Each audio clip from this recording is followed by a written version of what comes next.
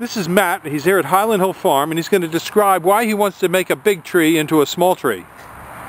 Okay, so this is a, what is that, 20-foot tall hornbeam, American hornbeam.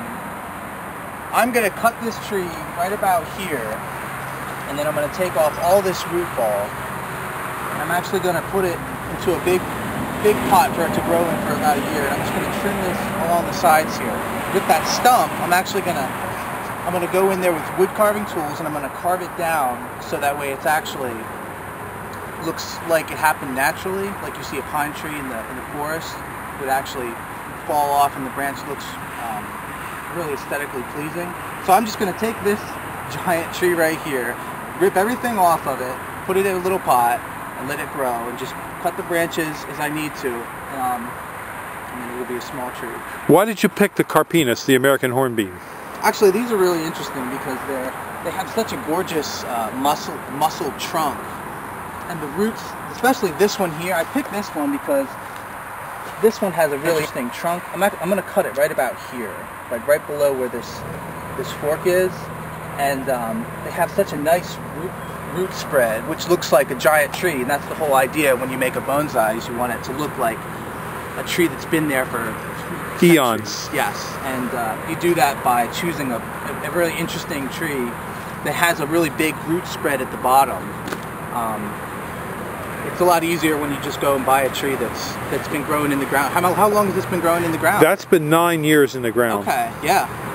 So I could start a little seedling off like this one here, let it grow for 9 years and dig it up, or I could come and take a tree that would be that could go in someone's yard or on their farm and cut it down to a little. Now, if somebody wants you to do this for them, what's your phone number? The business is Bonsai Terrarium. We're down in Glenside, Pennsylvania, and our number is 717-330-1437. Okay, thank you very much. And this is an American hornbeam that's going to meet a new fate. So if you need to get a hold of Matt, just give him a call. Thank you very much for watching this video.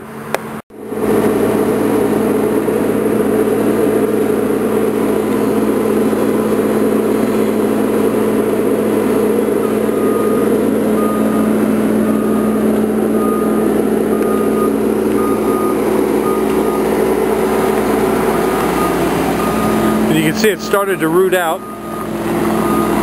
It's a very hardy tree, the American hornbeam. It's a native.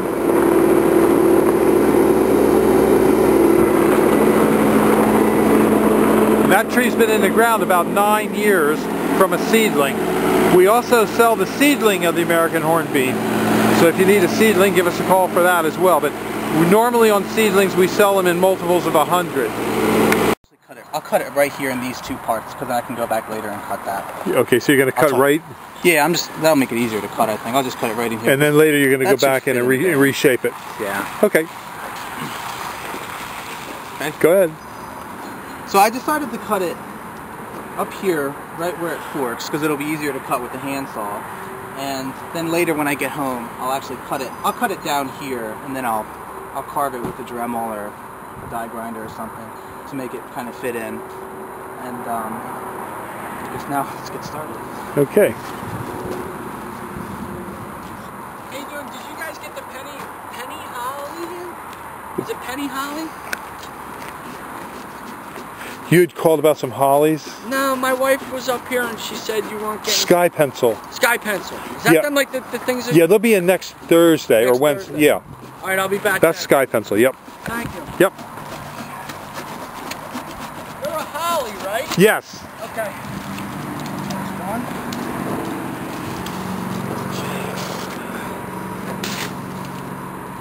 I feel like a terrible person doing that. No, that's what you want.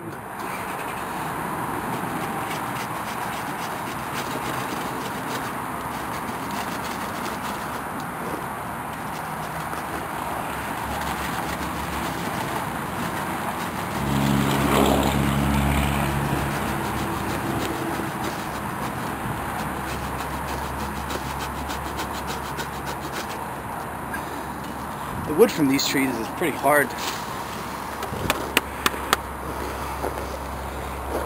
Okay.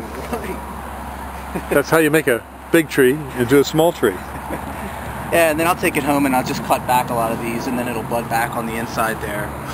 And then from the smaller branches, we'll just kind of take them out and wire them. Maybe you could come back and show us some more pictures after you get it all done, and then we'll repost that on YouTube as well. Last year, I'll send that. Well, that'd be great. Email to you. Okay. Because I have a picture of me when we got home with it, just standing next to it while it's 16 feet tall. Okay. Well, what happens is, and actually, do you guys have like a pruning shears or anything? Oh, okay, great. Because I was just gonna cut back some of these branches so it'll fit in there a bit better. I try to cut it back to like where there's a branch, because it really, this is the kind of thing that I might even go home and take off some of these big branches anyways and to grow the new ones out. This is mostly just so it will fit in the van a little bit better. Oh yeah, look at this guy up here.